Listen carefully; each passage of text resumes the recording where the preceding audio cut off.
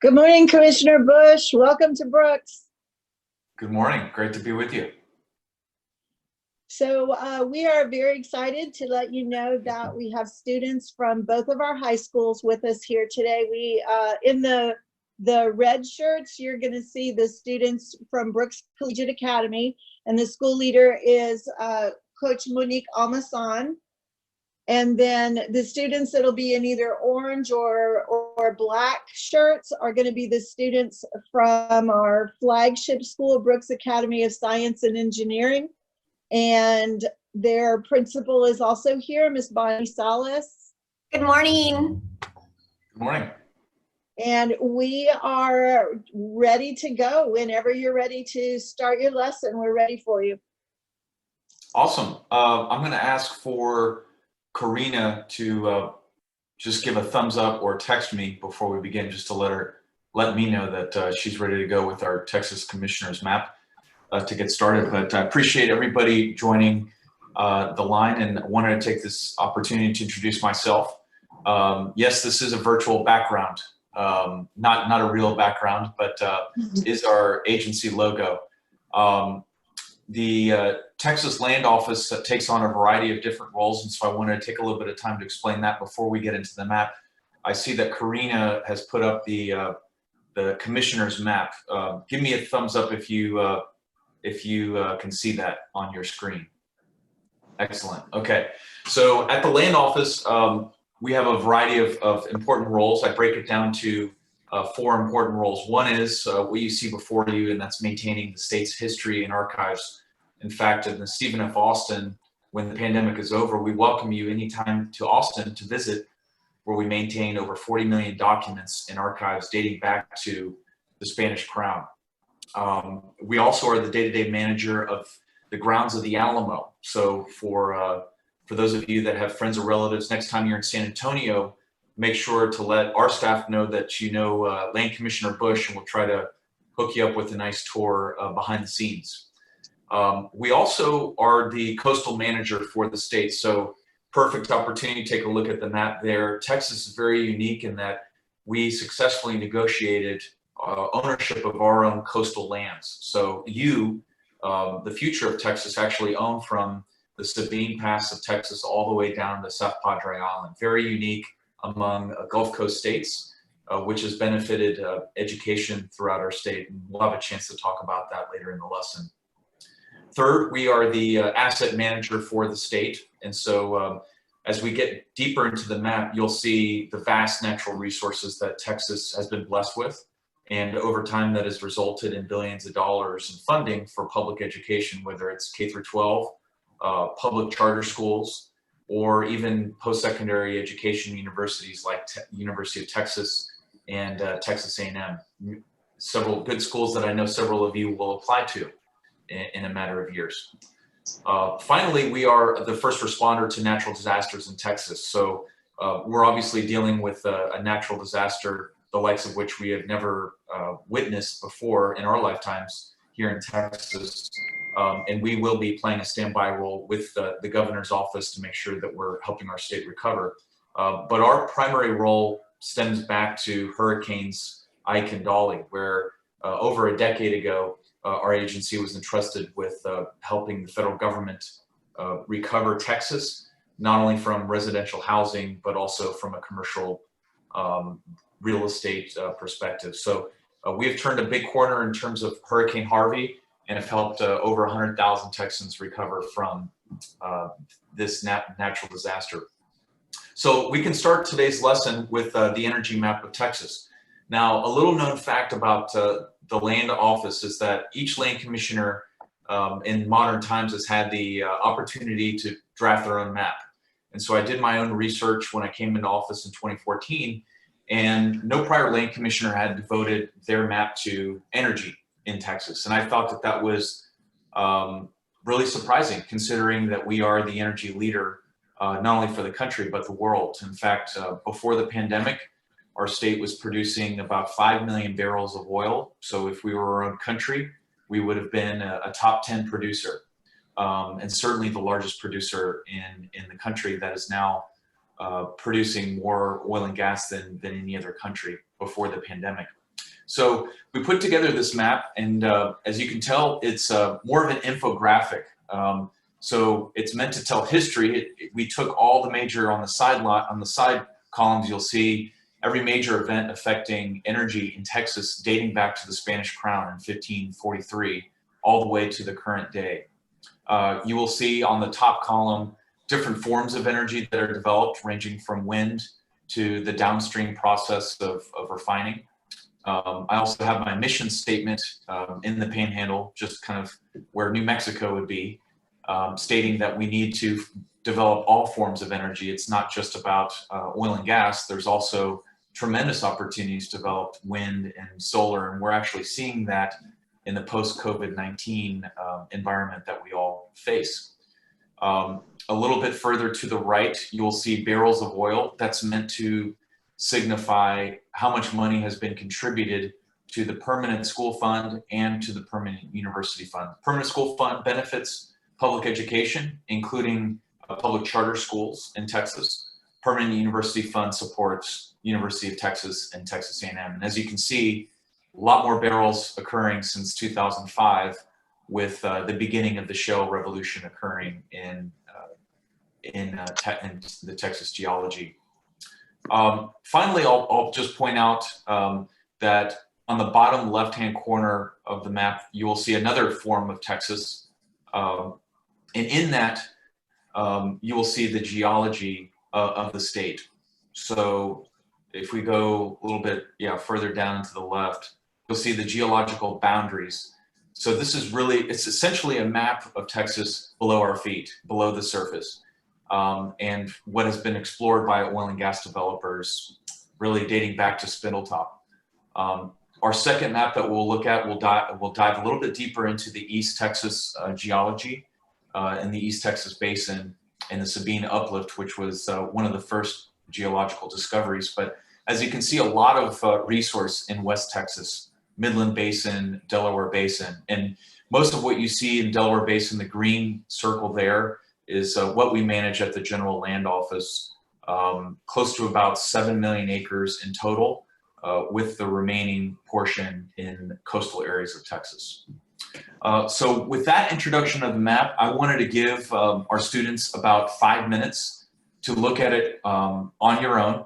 I believe we've provided a link for you to be able to download it and have a chance to check it out on your own. During this time, I want you to think about some primary objectives and maybe some conclusions about not only the current energy picture in Texas, but also the future, what it may contain. And if any questions come up at all, feel free to text me. I have access to the text chain. So as questions come up in the next 5 minutes, let me know, and we'll go through that.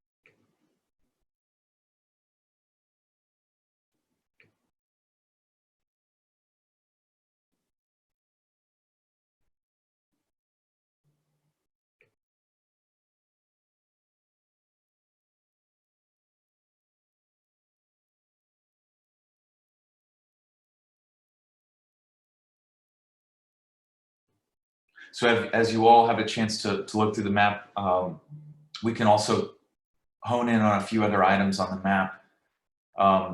If you'll see, most of the activity really is in West Texas. And there's different historic timelines that are called out, ranging from oil and gas well development to the first wind farm turbines that are developed in Texas in 2006. As you can see, there's a vast amount of wind farms. In fact, a lot of scientists and engineers say the wind patterns in West Texas are among the strongest to develop wind power. In fact, Texas as a state produces more wind power than any other state in the country. Most of that development you'll see is in the Abilene Sweetwater area. So what's exciting about the state of Texas work is that we have completed a multi-billion-dollar transmission line that transports power from these areas as far away as El Paso, but mainly to the Metroplex to be able to sell power to large urban areas. I have one text that has come in from Stephen. How does wind energy compare to other energy like oil and coal as far as cost? Very good question. Before the pandemic, oil and gas was of an elevated price, to be honest. And so many were saying that wind and solar were becoming equally as cost competitive as oil and gas. Now I'm looking at my TV screen, oil being priced close to $29 per barrel WTI, makes it a little bit more competitive, but wind is certainly becoming a lot cheaper to produce, which makes it better for the consumer in a deregulated environment like Texas. Another great question from Heather coming in from the TEA Commissioner. Can you speak to the difference between owning land and owning mineral rights? This is a very expensive question that at the land office we try our best to address, because we are in the courthouse with producers and with fellow landowners all the time over who owns what, because our portfolio, as I mentioned, is in excess of 7 million acres, of a very large portion of what you see in Reeves County, which is just west of the Pecos River. And so most of the tracts of land that we own at the land office are actually partially owned by surface rights owners. And we, as the mineral right owner, have to split some of those proceeds with the landowner. So in many instances in Texas, you'll have a surface right owner and a mineral right owner. There's pretty established law in terms of who the royalty owner is on oil and gas development, but there's still some conflict over other natural resources like caliche, gravel, and other types of substances that can be used for oil and gas developments throughout the Midland Basin. So it's actually a very expensive question that sometimes gets litigated in today's courthouses. Savannah has another question. Do you think that the situation with oil caused by the pandemic will lead to a greater initiative to switch to green energy? So one of the interesting aspects that scientists have already discovered is that as a state, we've released 10% less CO2 than we did before the pandemic, just by less people driving and getting on the roads. People, however, are speculating that we're releasing more methane in West Texas now that some of the EPA rules have been relaxed in terms of what can and cannot be released into the air. So we still need more studies and more information to understand where the balance is. But with less CO2 emissions, it's certainly changing the way that we're discussing energy, not only in the context of how we produce it, but how we use it. And with less traffic on the roads, certainly people, I'm calling you today from Austin, people are more excited to have less traffic than we usually do. So it may actually result in different ways in which we design our cities and how we get around, whether that's ride sharing, micromobility, or public transportation. So the pandemic will have an interesting aspect. And some even say that global demand won't be where it was before the pandemic at 100 million barrels of oil a day.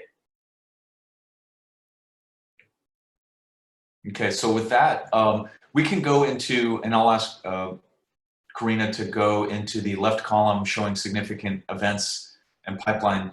Just for your future reference on the map, we have different columns here available to you, different overlays that we provided. So this isn't only a physical map that we've produced, but a digital map. So we constantly update this. Feel free to check out our website where we constantly refresh this information. Here's one column, for example, our history icons, where dating back to 1543.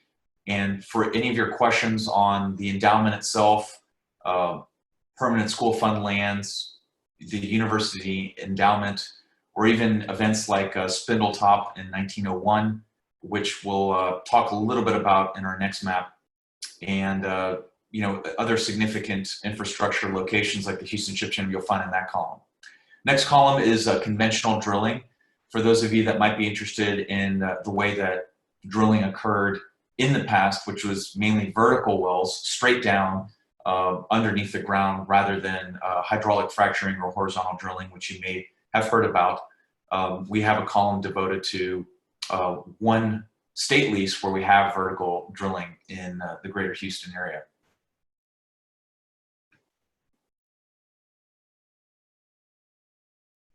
Speaking of horizontal drilling, we have a column that explains how that process worked with the Eagle Ford Shale, using as a prime example of how that shale rock was developed through horizontal techniques. And then, you know, as I mentioned on the physical map, there's a geological study of Texas. This is constantly changing because oil and gas developers and other miners, for that matter, that look for natural or precious metals will sometimes report to agencies like ours updates to the geology of Texas. So this is an important topic that we're finding more about in the oil and gas industry, and that relates to pipelines. There are new pipelines being developed every day that connect the Permian Basin to areas like Corpus Christi, which is now exporting more oil than any other port in the country. And so this is also an evolving landscape, but as you can see, it takes a lot of pipe to get oil and gas to the Gulf Coast of Texas predominantly to refine this for petroleum products, including chemicals and plastics that we use in everyday items.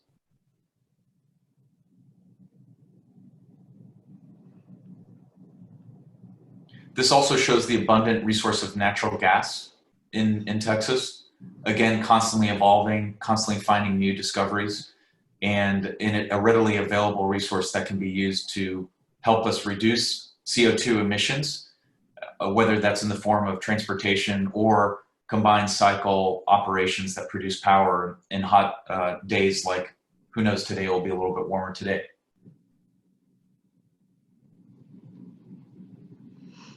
This is an example of coal power.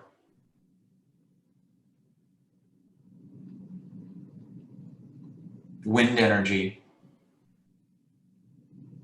And we talked about mostly, you'll see West Texas Panhandle, even in South Texas, you'll see some pretty strong wind patterns.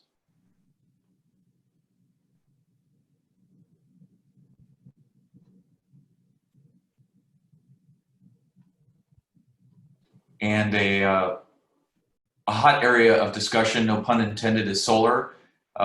West Texas has tremendous rays. In fact, many areas around El Paso get over 300 solid days of sun per year, which allows a solar developer to develop that resource.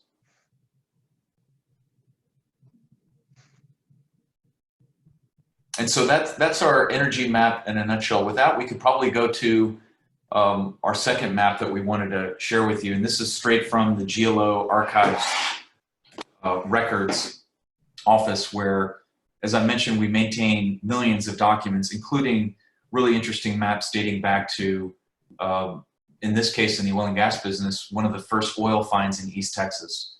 I'm going to allow the students to review this for about 5 minutes. Again, feel free to zoom in on this. For those of us that are 44 years old, I needed to pull out my glasses. Some of the writing is very fine, so you'll need to really dive in there to understand a lot of what's written in the map. But I wanted to give you a few moments to review it yourself. Again, I'm available on group chat if you have any questions as they come up, and then we'll take a few minutes to discuss this map.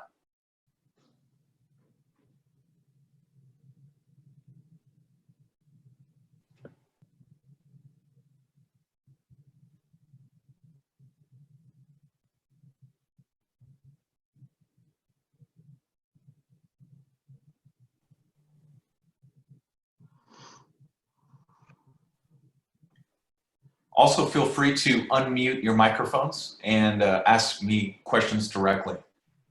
Eric Perez asked, with the use of turbines in Texas, how do you avoid killing the birds when using and installing these turbines? That's an important question. What we found in South Texas were that environmentalist groups and even the defense industry came together against the development of wind energy for exactly that reason, that it was resulting in a lot of bird strikes that were killing or changing migratory bird patterns. Many people say that on the Texas Gulf Coast that we have more biodiversity among aviary species than any other area of North America. And so we have to be very cautious and put the time in to study how wind energy is affecting our environment. Having said that, in West Texas, we have less of those issues, as you can imagine.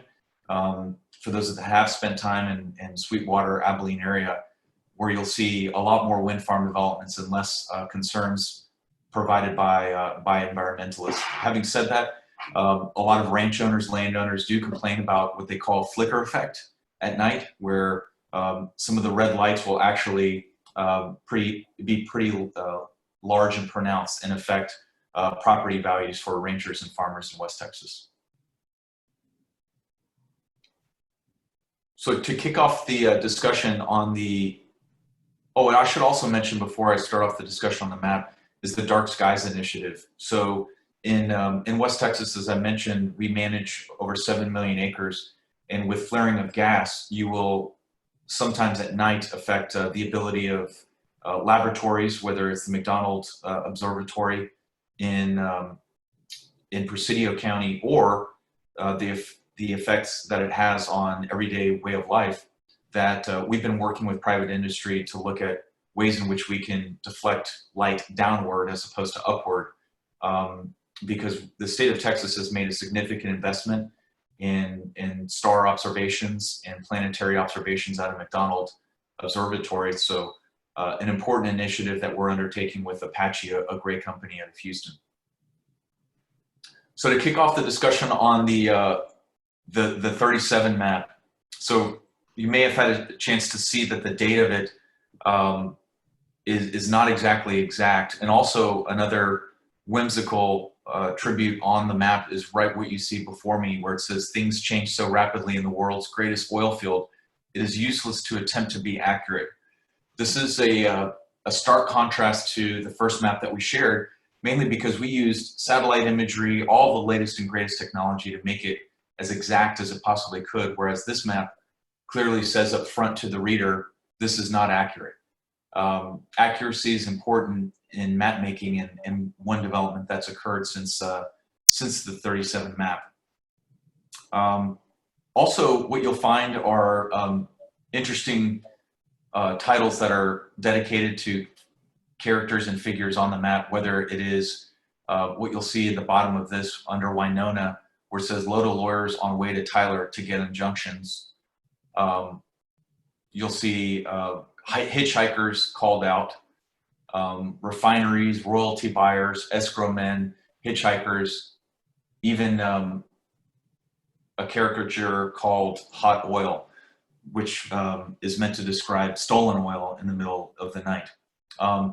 This is an interesting take on an oil town at the time. It's a boom town where literally people from all over the country are trying to take advantage of this great opportunity.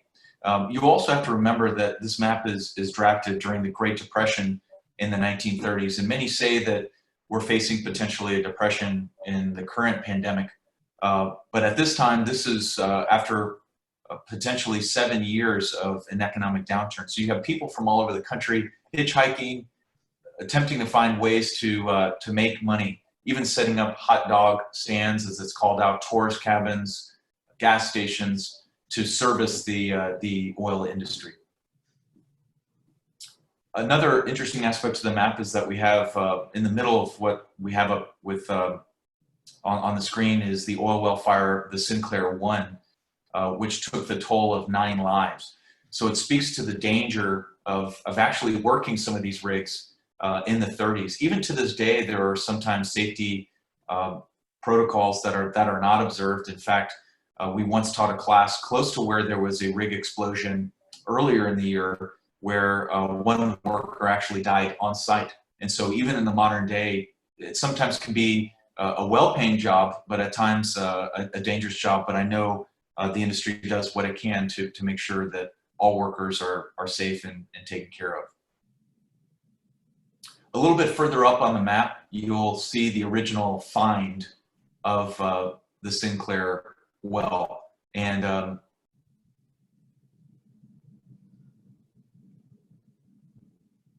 again, it speaks to how crazy things get when the resource is developed.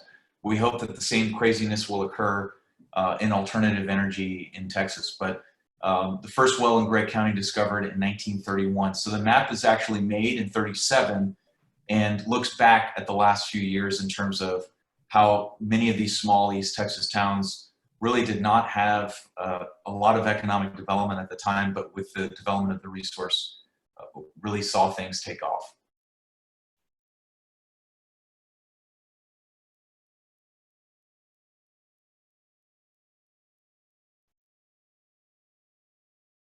And so in thinking about how we could follow up and find more information and confirm the accuracy of these aspects within the map, there are different ways in which a historian like yourself could actually find that information. First, checking out local and state newspapers, old business records, checking city government records. For a lot of folks in the energy business, whether it is in alternatives or in oil and gas, we spent a lot of time in the courthouse checking title, checking court records to see who owns what. And so I'm not sure if we had a chance to share legal terms with you in terms of who receivers are and royalty buyers, railroad commission man, as one box is called out, or even the bus loaded with suckers. You'll see that there's a high element of law associated with clearing title, settling disputes as they occurred, sometimes resulting even in gunfights between disputed parties.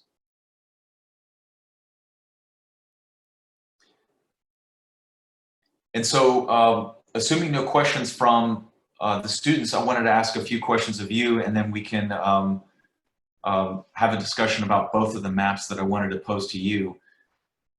First of all, thinking about what you learned about Texas energy production from the two maps. Again, the second map being from 1937 and the second in the modern day. And to begin a discussion of where you think energy production in Texas is going.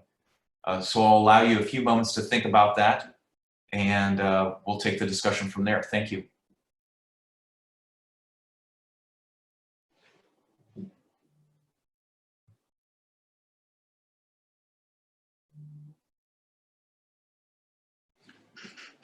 Okay, so we have a few questions while you think about that. I'm not a native Texan from Savannah, but I was wondering if Texas has any relationship with nuclear energy and why or why not. If we could go back, Rena, to the modern map. Little known fact is that Texas does develop nuclear energy. 2 facilities in Texas, one very close to where I used to live in Granbury, Texas, and close to Fort Worth. And when I first ran for office, I had a chance to visit it myself.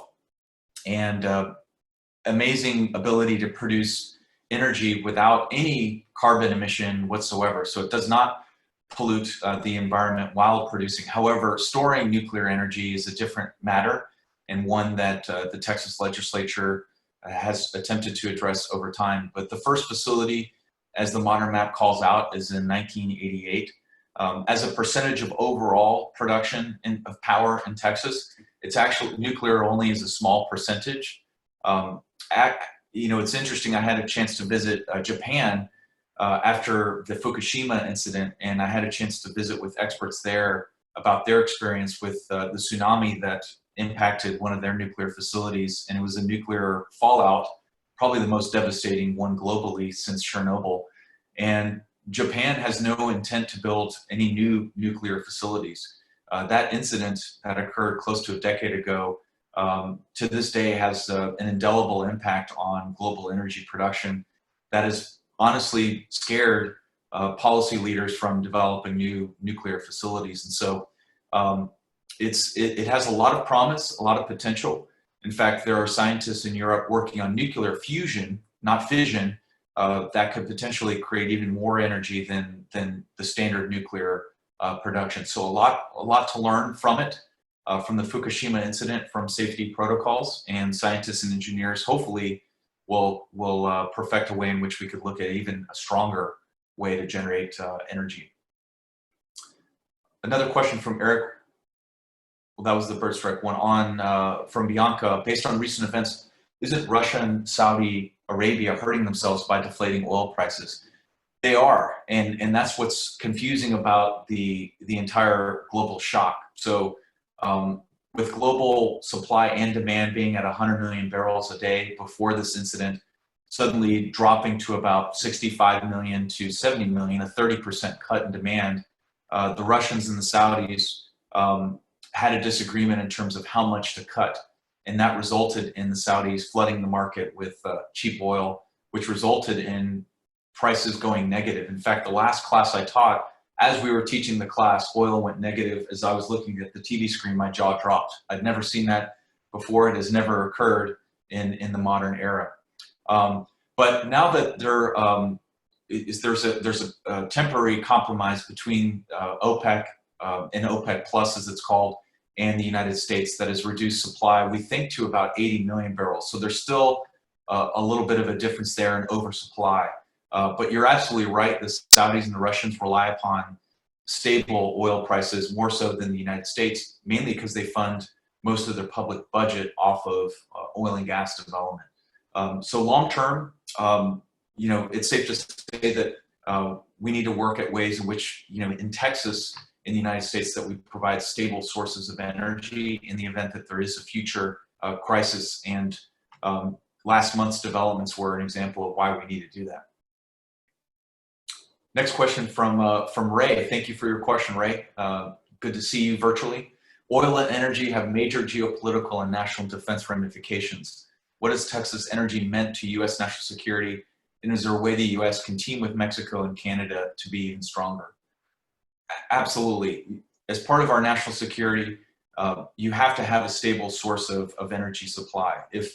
But for the shale revolution of the last decade, if we did not have that sustainable and reliable source of energy, we'd be subject to the whims of countries like China, Russia, and the Middle East.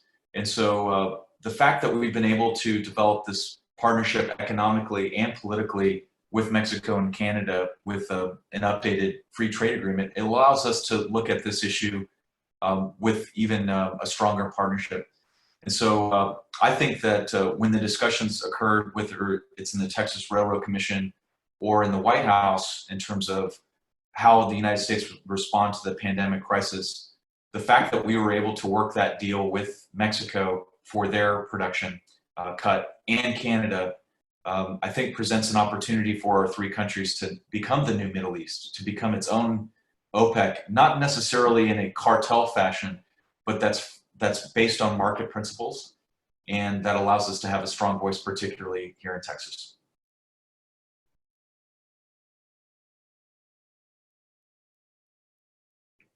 As more questions come in, I wanted to maybe kickstart the conversation as it related to the future of Texas energy, and I think it goes back to the prior question on nuclear energy. What we try to show in this map is the importance of all sources of energy, not just oil and gas, but also alternatives. And in the map, you'll see that we have solar energy developed, wind, nuclear was called out, hydroelectric as well. And what's not called out in the map, and that we hope to update for you as well in the near future, is the fact that we have precious metals that are being mined. And speaking, Ray, of national security issues, we have the ability to develop lithium and other precious metals that have the opportunity to be a large source of stability for the development of everything from iPhones to computers and substances that are used by Department of Defense. And that can be another source of strength for our country's national security.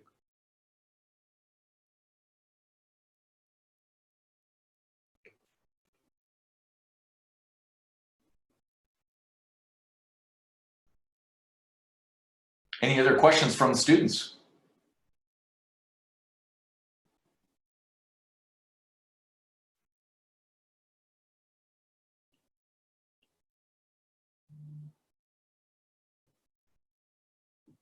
So I guess I have a few questions for the students myself. How's remote learning working? Do you like digital learning? And I see a young man shaking his head no. Sebastian, when you want to take off your mute button and expand? It's just different Yeah. because I've been doing something the same for my whole life, and then it just switched abruptly. So it's just something to change to. Do you think you'll learn to appreciate it, or because I mean, let's be honest, there may be a second wave, and so I know that the teachers on the call are potentially preparing next year for a return to remote learning. I think, yeah, I'll change to it eventually, but it won't happen right away. So what do you think about it? Any others want to jump in on that? Jason. Oh, how you doing, sir? That's fun. Do you have any kids? I do, yeah. So right before this class, I wrapped up a kindergarten class. So this is more really? stimulating. No offense to my son. He's 7 years old, and we're learning both Spanish and English. But yeah, we wrapped up an hour session. So I feel like I've become a multitasking teacher as of late.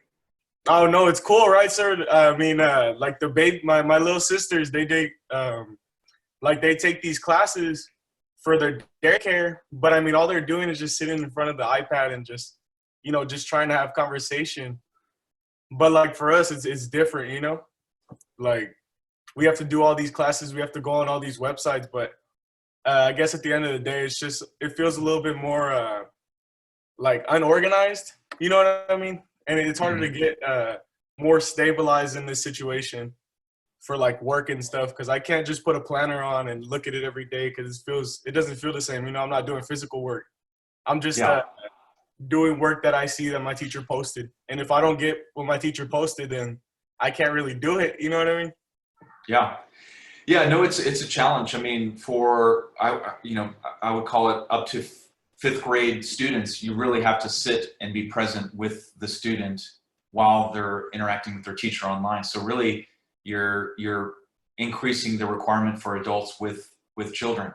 But I would say that for middle schoolers and high schoolers, the transition has been easier when talking with parents throughout the state, that it's a little bit easier to follow a curriculum online. But we've talked about this change, but this change is actually already occurring in a lot of universities, where some of the fastest growing enrollments that you'll find in Oklahoma, for example, or even here in Texas, are online learning. And so hopefully we can all learn to embrace this. It is a challenge for sure to absorb it, but being accountable and held accountable by your friends and by your fellow students and by your teachers hopefully will make that a little bit easier. We have a text question. Any vast changes from here to now in the present day on collecting oil and energy? And is there any other new sufficient tactics that help gain energy?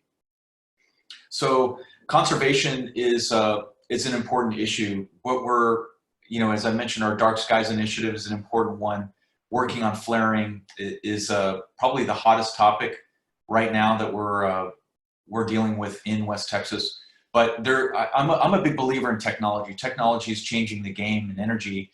And right now, if you look at Elon Musk and Bill Gates and other investors, they're putting money into battery storage technology. So, I'd mentioned the challenge in developing solar and wind power in desolate areas of Texas and transporting that through power lines. What if we were able to store that power as we develop it in desolate areas of Texas, and then either rail it or transport it by 18-wheelers to populated areas like Houston, like Dallas, like Austin and San Antonio? That could be a game-changing aspect to energy development, and allows us to save energy in the process.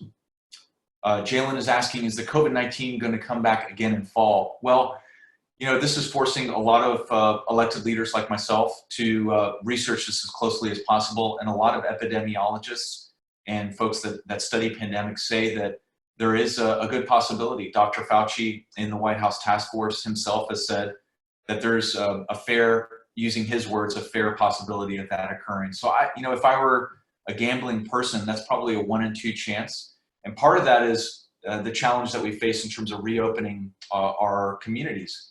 Now, as we're able to go into hair salons and to restaurants and to other locations, whether they be retail or school, there is that possibility that we have other outbreaks. So as that occurs, my hope is that we get better in terms of testing, in terms of contact tracing, so that we can find quickly where hotspots are and then respond accordingly.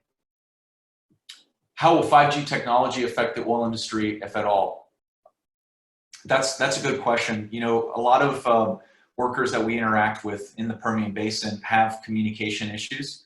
Rural broadband is important for your average worker in the oil and gas field. And so based upon a cursory knowledge of what's occurring with 5G technology, it gives the chance for the worker to be better connected to not only their employer, but also to their loved ones and their family. A lot of workers, if they're working on an offshore well or working in deep West Texas, they want to have that connectivity. And so whether it's in alternative energy, wind, solar development, a lot of workers are forced to be in desolate areas of the state. So it could actually be a game changer for the average living experience for the worker. Question from Astrid: How do you see the Texas economy rebounding from the quarantine? That's a really difficult question. A lot of economists say, V-shaped recovery, L-shaped recovery, U-shaped. I don't know if we can really say if it's going to be either one of those three. The good news is that Texas has always been a leader. So our last financial crisis in 2008, Texas created close to 2 out of every 5 new jobs in our country as we were recovering from that crisis, largely led by the energy industry. This time around will be a little bit different because of the demand picture that we've talked about globally with the pandemic. So I honestly think that it'll be led by small business. It'll be led by retail, the service industry, industries outside of energy, whereas energy right now is dealing with the change, the likes of which we haven't even seen, even during the 80s banking crisis, where there were massive amounts of bankruptcies and foreclosures. So I think it'll be a diversified recovery, and technology we're seeing is changing the way that people do business, how they live their lives, and even right now, learning through the education process. Thank you for thanking me, Jalen, for the text. Adina, you mentioned how most universities are now moving to online classes. Do you believe that universities are going to open up with in-person classes? This is another area of controversy. So Texas State will have the second summer semester open starting in August, and they are the earliest that I'm aware of in Texas of the public universities. But right now, University of Texas, in fact, front page in the Austin American Statesman, is planning for all of their 14 universities to be open in the fall. A&M has already made that call, and A&M is hoping to have football back starting in the fall as well. So again, this is a moving target. We're all learning as part of this process, but the universities in Texas are planning to open in the fall. From Victoria, if the pandemic flares again in the fall, how's the government prepared to handle this? What will change? This is the new normal. This is something that we've seen with other pandemics. And as a parent, and in the discussion that we had on being a working parent, it changes the analysis, because you can't only think about yourself, you have to think about your children. So that's why schools are really the foundation of our state. And so planning around that, I know, is a challenge for a lot of leadership. One very important question that we're dealing with are schools that don't have digital access and working from home while the parent is away working. Can you have access to an iPad, to a computer, to a phone to access your classes? So I know that in visiting with our education commissioner, Mike Morath, that there are ways in which students, parents are able to download work, say, for example, on a Monday, as Jason had mentioned, perhaps working on that work during the week and then uploading it on a Friday afternoon to show to your teacher that you've completed that work. So there are different ways in which we're adapting to this situation. And I know that teachers and administrators during the summer are really going to be spending a lot of time thinking about the event if there is a relapse. But we're all hoping that that is not the case. Mia says, we all know emissions have come down, but with overstock on barrels and companies resorting to flaring, will the emissions be better or worse by the end of this? Another great question, because we really don't know the net effect of the reduction of not driving as much, but also at the same time flaring in West Texas. The estimate that I shared with you before does contemplate the flaring issue that we're seeing in West Texas. And we're still waiting for guidance from the EPA in terms of when they will return back to the normal standards on flaring activity. I know that at the land office before the pandemic, we just passed a historic emission standard policy. And this is where we can enforce existing rules on producers. But we still have to wait for this data since, not that I'm counting, I think this is day 53 of not being able to go to work, that we still have to study the information as it comes to us. But on a net basis globally, there's been a reduction in CO2, largely just with less economic activity, less air travel, less car transportation, not only in our country, but throughout the world. Isabel is asking, how do you see the environmental change after quarantine? Again, I think the larger picture will be studying the information after the fact. And we probably need a good several months, if not a year at least, to really study what this means. We are a car-driven culture here in Texas, and it remains to be seen how the reduction of that car transportation results in reduction of CO2 emission. And then, what's interesting is that some economists are saying that job growth and economic growth in alternatives will actually increase. And that the initial question that we got earlier on wind farm production per kilowatt hour being competitive with natural gas and oil is actually remaining competitive. So we probably still need some more time to study that. But alternatives, it looks like as of right now, continue to be pretty stable. One other aspect of this I should throw in there is that we are a deregulated power market in Texas. So if we have a very hot summer and power needs continue to increase and exceed our capacity to produce that power, it will rely upon all forms of energy in Texas. So it could be the case that it results in a rising tide of all forms of energy as the demand picture returns to Texas. Adina with the thank you. Thank you for the thank you. Jalen's asking, can we go back to school next year? As a parent of two, yes, I hope so. That's the plan, it looks like. But again, I think a lot of the experts are looking at possibilities in the event that there's a return of many more cases.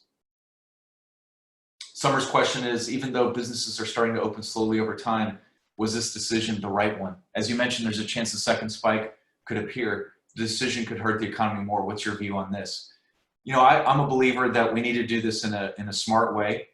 We've, at the land office, have been visiting with business owners, with nonprofits throughout the state in getting their viewpoints. And a lot of them need that opportunity to take that next step to reopen, but to do it in a smart way. And the governor has made those recommendations for all of us to follow social distancing guidelines. So at least I know that, for example, here in Austin, we're all encouraged to wear masks when we go out.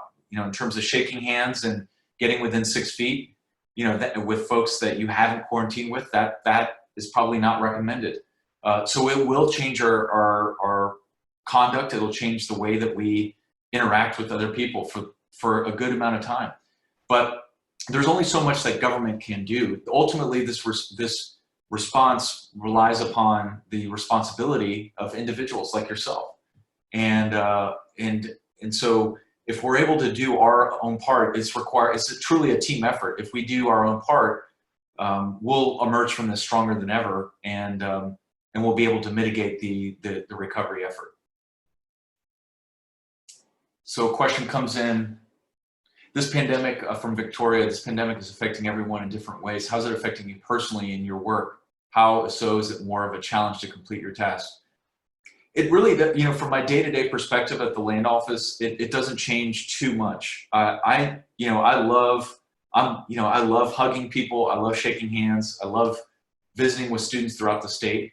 But to be able to do this virtually is it's still possible. It's not the same, you know, as Jason pointed out, in terms of interacting with students, but I'm still able to do my job. Personally, it's actually impacted me personally because I can't do the things that I used to like, and that's being able to go to a basketball game or a baseball game. I'm not able to go to my gym anymore. But you know, I'm a big reader. I'm able to read at home, keep my mental discipline and my game plan as it relates to my work. And so I'm sure the same is applied to virtually everybody on the call and throughout the state. So the next two questions actually tie into one another. Will our economy continue to drop, and how long will it take to recover financially? You know, to put this historically, this is, if not larger than the 29 stock crash and the resulting 10-year depression in our country. So, you know, again, it's really too early to tell in terms of how that recovery looks. Is it V-shaped, which I don't think it will be, a U-shaped? I'm optimistic in saying that it will be, and that the timeline is probably at least a year before we're able to stabilize our economy. We need to, you know, even if businesses are able to reopen, a lot of consumers are reticent to go into Costco or to Lowe's, or to be able to go into, have yet to be made. And I know, you know, anecdotally, you know, and statistically, that a lot of Texans are being hesitant to jump right back into it. So until people feel comfortable that we can socially distance, but at the same time return to life as we knew it, whether it's going back to work or shopping, that that will continue to have that impact on our economy. So Philly is asking, wow, the texts are really coming in now. What would be the most feasible energy source in the future, considering life-changing factors such as the virus and other natural disasters? You know, I'm optimistic that we'll continue to produce alternative forms of energy in a cost-effective way. Even before the pandemic, people were making predictions that alternative energy will be a majority of power source by 2040. So it'll be your generation that will be a part of that and make that happen. And you know, there are some possibilities in which that is advanced even quicker because of the environmental impact of what we have seen from not driving as much and not polluting the environment as much. So those changes are taking place. And again, this summer is going to be very telling in terms of the power production in Texas as to how that is all playing out and how power is purchased in the open market, and whether or not wind and solar are a big part of that. So again, you know, I try to follow science and technology. A lot of researchers in Europe are working on nuclear fusion. I know American scientists are part of that. Many scientists describe that as a game-changing form of energy. I know in Texas, we're doing what we can to be an open business environment to allow entrepreneurs to examine these new sources of energy that can do that in a transformative way.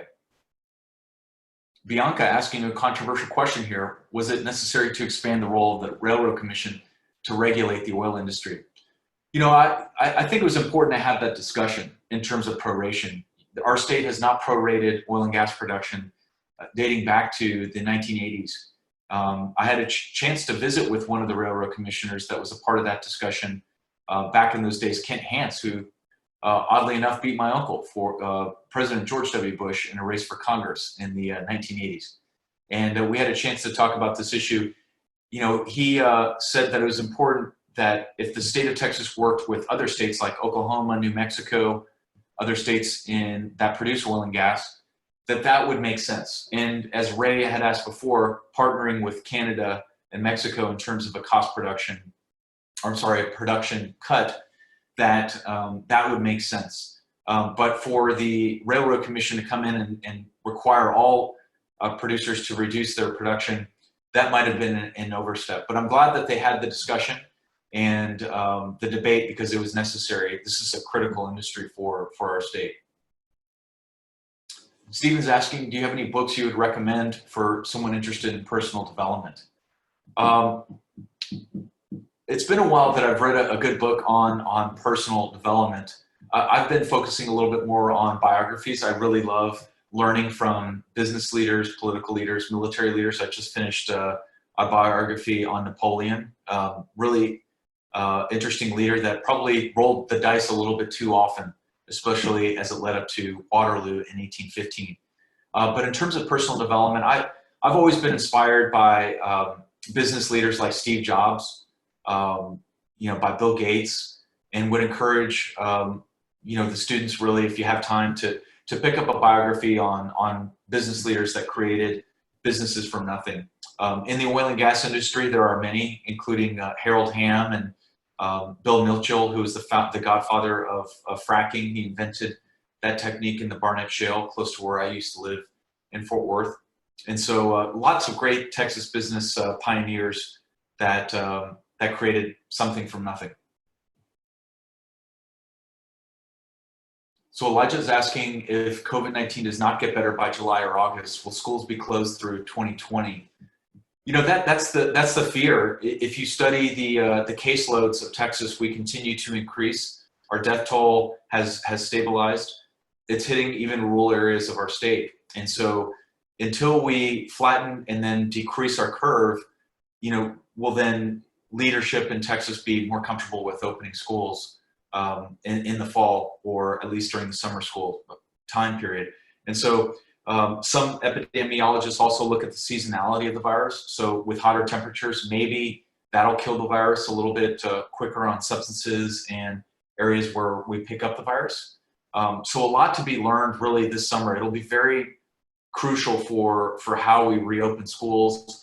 And I know a lot of administrators are focusing on backup plans in the event that there is a recovery of the process. So Dean is asking, how do you suggest we go about our summer activities? If we have an internship, should we go in? If our summer camp is still happening, should we attend? Or do you suggest we keep up with social distancing and try getting the internship moved to online and not attend the summer camp? That's ultimately a judgment call. A lot of employers like ourselves, we're reevaluating our entire summer internship program at the General Land Office, where we welcome college students, high school students, and even graduate students, law students. And so we're looking at a digital process where we can assign work digitally, and we would just return that information and have interaction like this one over the course of a week, and a daily check-in. But that's ultimately going to be a call for you and your parents on whether or not to go in. I would imagine the summer camps that do open are going to require social distancing. I know the summer camps for my kids are moving completely digitally, whether that's STEM related or robot manufacturing.